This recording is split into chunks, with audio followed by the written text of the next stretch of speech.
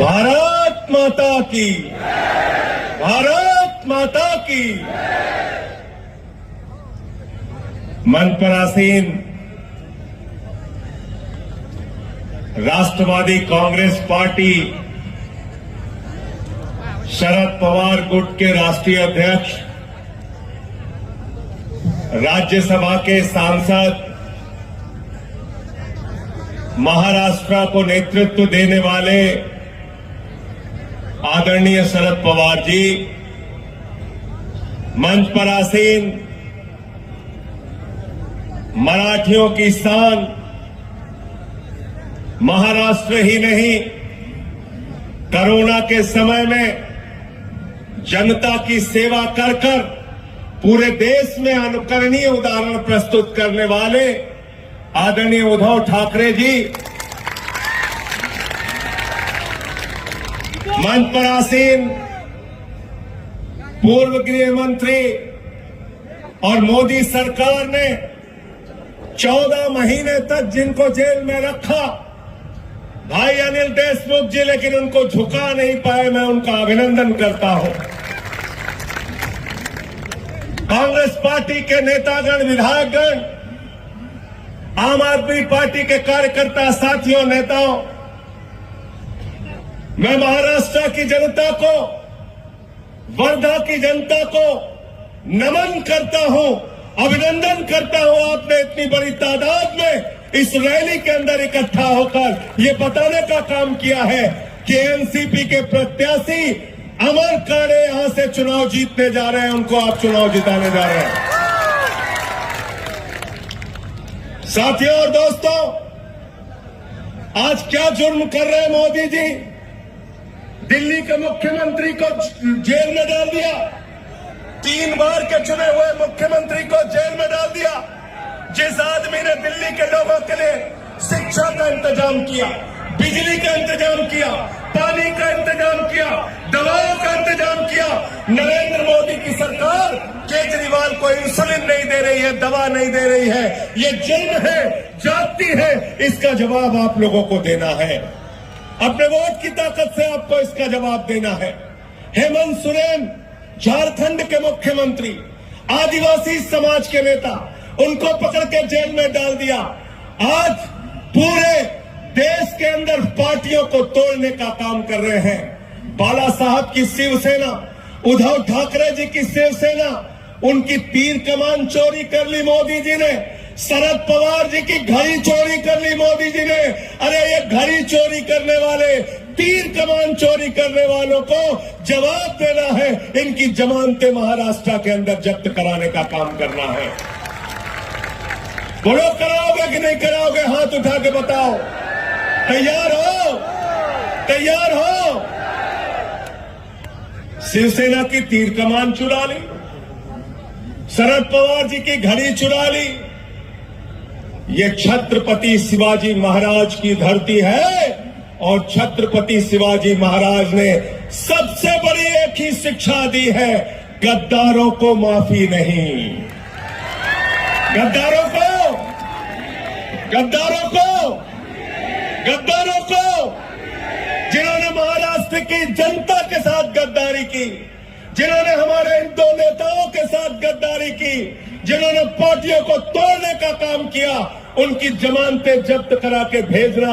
आप सब छत्रपति शिवाजी महाराज के अनुयायी हैं, ये बताना और मोदी जी को कहना अब आपकी विदाई का समय आ गया है।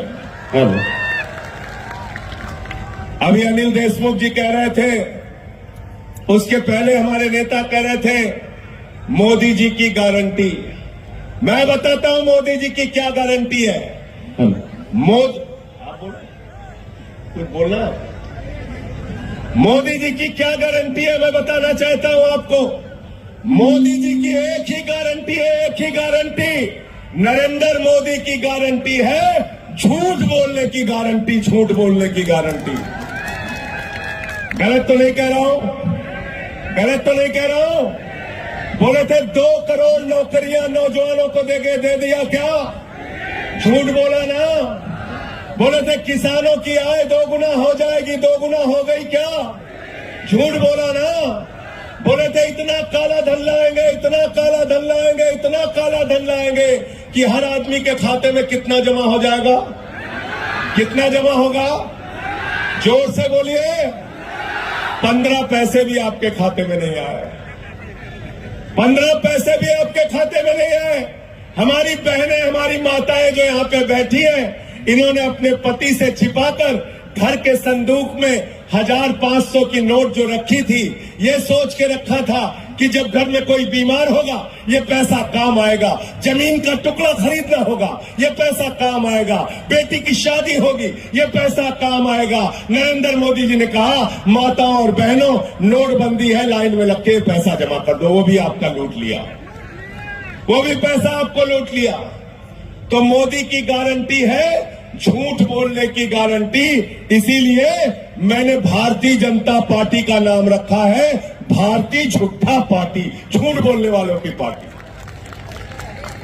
झूठ बोलने वालों की पार्टी है कि नहीं है? क्या नारा दे रहे हैं? कह रहे हैं 400 पार, 400 पार, 400 पार। ये भाजपा वाले मोदी जी फर्जी नारा देने में मास्टर आदमी है, याद रखना। बंगाल में गए, कहने लगे 200 पार, 200 पार, 200 पार, आई 77 सीट। दिल्ली में गए, बोले 45 पार, 45 पार, 45 पार, आई 8 सीट। हरियाणा में गए, बोले 75 पार, 75 पार, 75 पार, आई 40 सीट। महाराष्ट्र में आए, बोले 150 पार, 150 पार, 150 पार, आई 105 सीट। मिजोरम में गए, बोले 21 पार, 21 पार, 21 पार, आई 1 सीट। अब कह रहे हैं 400 पार, 400 पार, 400 पार। महाराष्ट्र वाले कह रहे हैं तली पार, तली पार, तली पार। तली पार करना है कि नहीं करना है इनको? तैयार है सब लोग? तैयार है ना? कहते हैं भ्रष्टाचार के खिलाफ लड़ रहे हैं। मैंने कहा मोदी जी और भारतीय जनता पार्टी के नेता जब भ्रष्टाचार के खिलाफ बोलते हैं तो लगता है डाकू गब्बर सिंह और ओसामा बिन लादेन अहिंसा पे उपदेश दे रहे हैं, अहिंसा पे उपदेश दे रहे हैं। जितने भ्रष्टाचारी थे देश भर में, सबको भारतीय जनता पार्टी में शामिल कर लिया। अजीत पवार पे भ्रष्टाचार का आरोप लगा लिया और भाजपा के साथ शामिल किया। छगन भुजबल पे भ्रष्टाचार का आरोप लगाया, भाजपा के साथ शामिल कर लिया। हसन मुश्रीफ पे भ्रष्टाचार का आरोप लगाया, भाजपा के साथ शामिल कर लिया। नारायण राणे पे भ्रष्टाचार का आरोप लगाया, भाजपा के साथ शामिल कर लिया। अशोक चौहान पे भ्रष्टाचार का आरोप लगाया, भाजपा के साथ शामिल कर लिया। जनार्दन रेड्डी पे भ्रष्टाचार का आरोप लगाया, भाजपा के साथ शामिल कर लिया। मुकुल राय, शुभेंदु अधिकारी, हेमंत विश्व शर्मा, सब पे भ्रष्टाचार का आरोप लगाया। सबको भ्रष्टाचार का आरोप लगाकर भाजपा में शामिल कर लिया। भाजपा का नारा है, मोदी जी का नारा है, जो जितना बड़ा भ्रष्टाचारी वो उतना बड़ा पदाधिकारी। गलत तो नहीं कह रहा हूं? मोदी वॉशिंग पाउडर से धुल धुल के साफ साफ करके भ्रष्टाचारियों को आगे बढ़ाने का काम खुद नरेंद्र मोदी जी कर रहे हैं और भ्रष्टाचार के खिलाफ बोलते हैं। प्रधानमंत्री जी, आपसे पूरा देश सवाल पूछ रहा है। जब आप 10 साल के शासन के बाद आए हैं तो हम आपसे पूछना चाहते हैं, हमारे नौजवानों को अग्निवीर में डालकर भारत की सीमा को कमजोर आपने क्यों किया?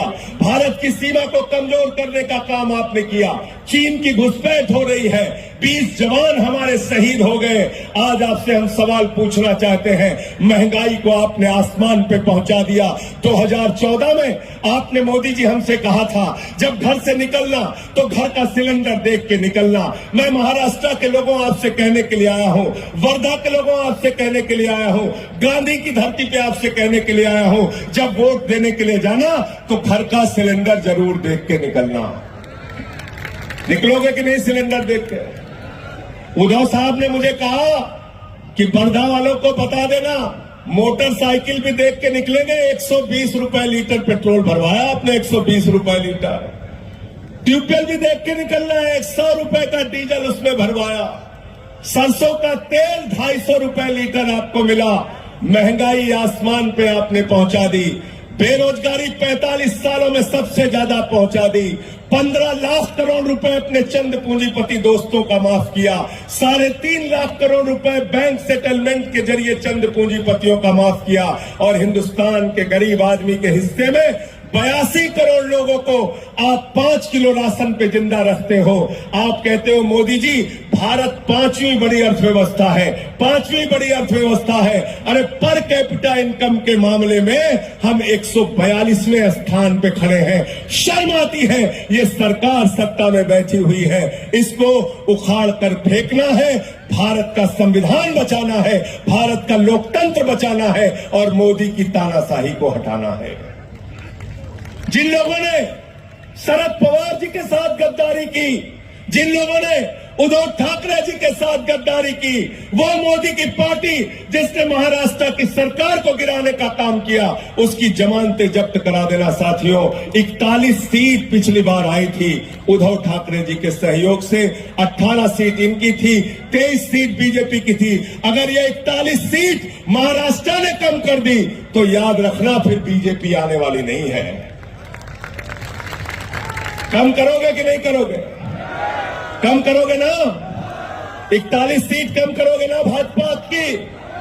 भाजपा की 41 सीट और जिसमें 18 इनकी थी, अब की जितनी मिली है पूरी की पूरी आप शिवसेना को देना, उद्धव साहब को देना।